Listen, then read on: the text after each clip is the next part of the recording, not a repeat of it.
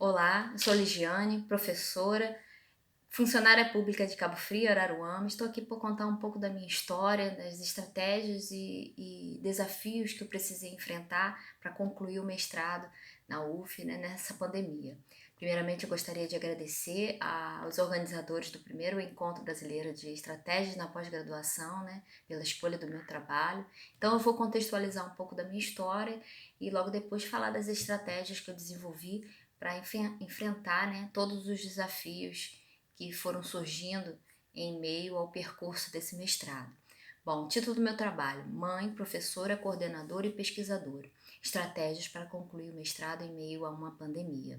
Contextualizando, né? Sou casada, tenho 2 filhas, casa, funcionária pública de 2 municípios, residente em Araruama, né? E dentro desse contexto, eu trabalho na coordenação da educação de jovens e adultos do município de Araruama.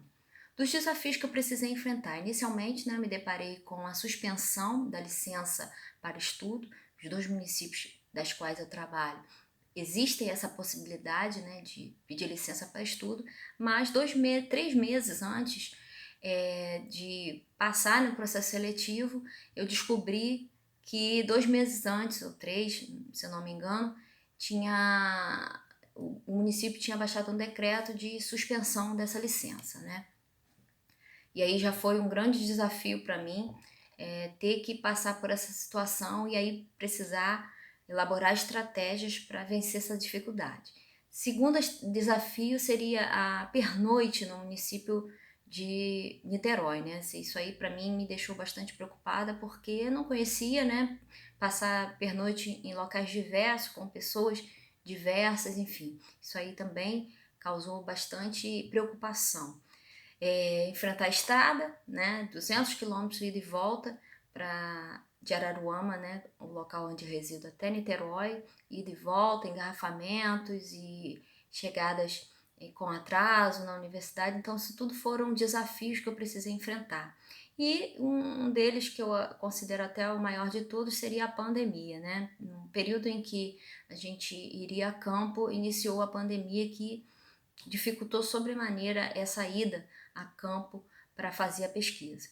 Então, das atividades que eu realizo, né, no dia a dia, desses 4 desafios principais que eu elenquei, né, ainda as atividades que eu precisava realizar, né, 2 filhas, então administrar o ensino delas em casa, né, uma delas alfabetizando, então eu precisava elaborar estratégias realmente para dar conta desse desafio.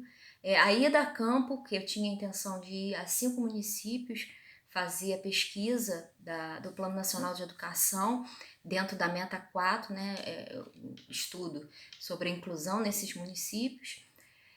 Coordenar a educação de jovens e adultos em Araruama, né, das quais eu tinha que elaborar estratégias para conseguir alcançar esses alunos em meio a uma pandemia, né, com o ensino remoto, e coordenar um grupo infantil de música que a gente atua na igreja. Então, nenhuma dessas atividades eu deixei de realizar. Pelo contrário, eu elaborei estratégias para vencer todas as dificuldades e conseguir concluir o mestrado no período regulamentar, que era a minha principal meta, né? Conseguir concluir o mestrado dentro do período regulamentar, e eu consegui.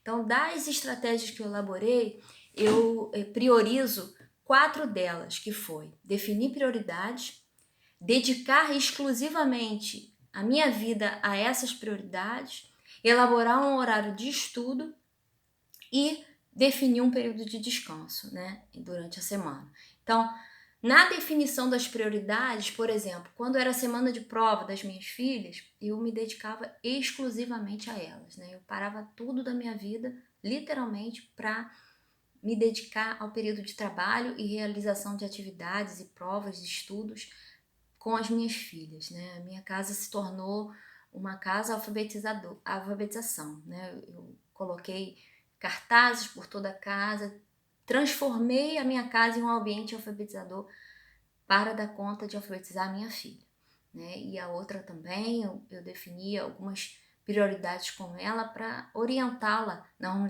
organização das atividades dela no ensino remoto.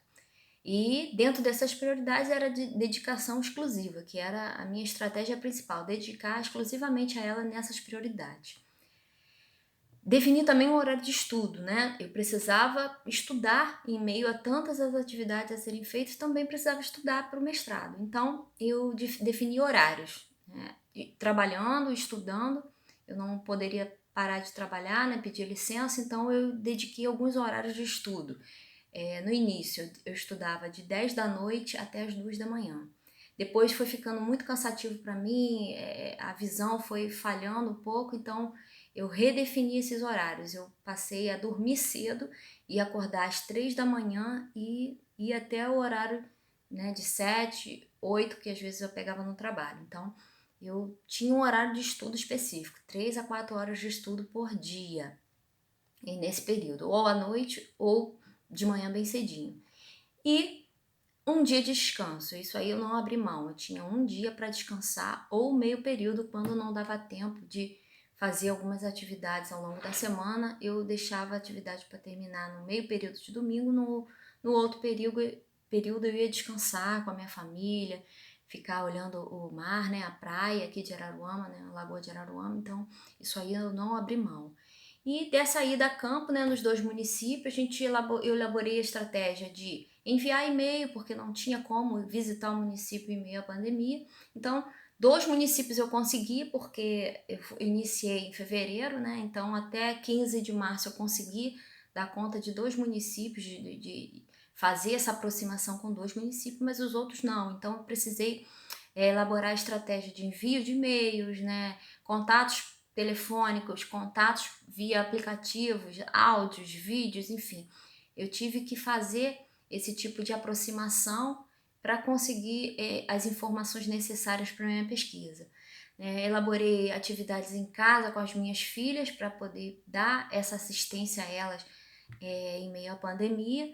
E na coordenação da EJA eu também precisei elaborar algumas estratégias, como no caso, quando na conclusão das apostilas para os alunos do município, eu precisei me dedicar basicamente aí uma semana trabalhando quase que 15 horas para fazer, né, toda a parte de diagramação e configuração das apostilas para depois serem disponibilizadas para os alunos, porque a EJA ela não participa remotamente, né? Precisava elaborar apostilas e eu estava na coordenação disso e precisei também definir essa prioridade nesse período necessário para dedicar à educação de jovens e adultos. Então, em meio a isso, né, então foram 4 estratégias específicas que eu gostaria de elencar e deixar como contribuição para aqueles alunos que necessitam e querem fazer um mestrado, né?